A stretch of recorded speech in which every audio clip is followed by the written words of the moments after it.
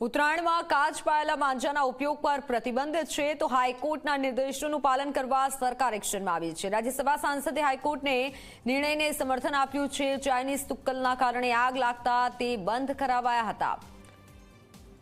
Police જાગૃતિની કામગીરી કરી રહી છે તેવું જણાવ્યું છે।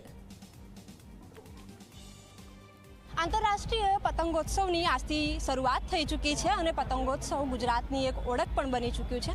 આ સાથે જ હાઈકોર્ટે એક આદેશ પણ આપ્યો છે, એક જજમેન્ટ આપ્યું છે કે જે કોટનથી પણ પરંતુ કાચનું જે માંજેલું જે દોરો હશે તો એ નહીં ચાલે, એના પર પ્રતિબંધ લગાવવામાં આવ્યું છે। આ મામલે નરહરીભાઈ આપ જણાવો કે જે પ્રકારે હાઈકોર્ટનો આદેશ છે કે કોટનના દોરા ઉપર બી જો કાચનો માંજો હશે તો એ નહીં ચાલે, શું કહેવું છે આપનું? ગુજરાતમાં નરેન્દ્રભાઈ મોદી જ્યારે મુખ્યમંત્રી હતા ત્યારથી સાબરમતી રિવરફ્રન્ટ ઉપર એમને પતંગ મહોત્સવની શરૂઆત કરી।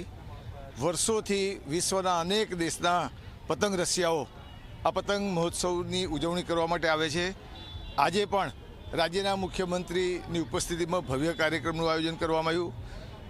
ગઈકાલે કોર્ટ દ્વારા, હાઈકોર્ટ દ્વારા જે આદેશ આપવામાં આવ્યો છે એ આદેશના અનુસંધાને રાજ્ય સરકાર અને રાજ્ય સરકારના જુદા જુદા વિભાગોમાં જેની જવાબદારી આવે છે એ જરૂરથી એની સામે પગલાં ભરશે અને જે સરકારનો કોર્ટનો આદેશ છે એ આદેશનો ભંગ કરનારની સામે રાજ્ય સરકાર, પોલીસ વિભાગ, જુદા જુદા વિભાગો જે આ સાથે સંકળાયેલા છે એ એની સામે પગલાં ભરશે। અચ્છા, ઘણા બધા નિયમો પણ છે કે જે ચાઇનીઝ દોરી છે એનો પણ ઉપયોગ ન કરવો જોઈએ અને પતંગોત્સવમાં આખું પરિવાર સાથે તમામ જે લોકો છે ધાબે હોય છે, લોકોને કોઈ ખાસ અપીલ? આપણે પહેલાં જાણીએ છીએ કે પહેલાં તુક્કલો પણ રાતે ચડતા હતા અને તુક્કલોના કારણે જે ચાઇનીઝ તુક્કલો આવતા હતા એ તુક્કલોના કારણે ઘણી જગ્યાએ આગ લાગતી હતી। એ અનુભવના કારણે વર્ષો પહેલાં રાજ્ય સરકારે એના પર પ્રતિબંધ મૂક્યો છે। એમ આવનારા દિવસોમાં ઉત્તરાયણના નિમિત્તે પક્ષીઓને પણ ઈજા ના થાય અને રોડ ઉપર જનારા, વાહન ચલાવનારા, ટુ વ્હીલરવાળા વ્યક્તિઓને પણ ઈજા ના થાય એના માટે પણ સાવચેતીના ભાગરૂપે તમે 2-3 દિવસથી જુઓ સમગ્ર ગુજરાતના જુદા જુદા શહેરોમાં પોલીસ સ્ટેશનમાં પીઆઈ, પીએસઆઈ રોડ ઉપર લોકોને જાગૃત કરવાનો પ્રયાસ કરે છે, સેફટી બેલ્ટ પણ બાંધે છે।